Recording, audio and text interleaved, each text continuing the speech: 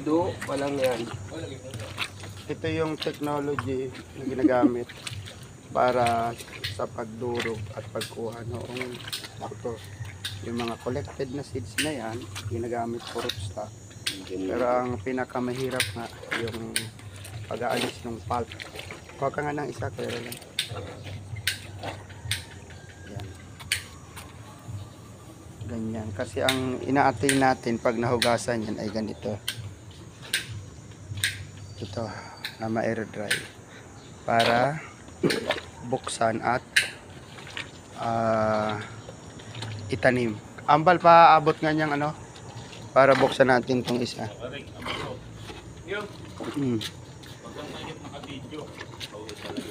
Ayan ito ah. Tinanong ko nga kung ano. Gupitin mga kairolan. Dalawang dulo.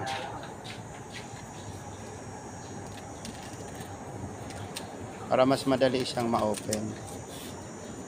Dalawang dulo gugupitin. Ayan. Lalo na ngayong panahon ng tagmangga.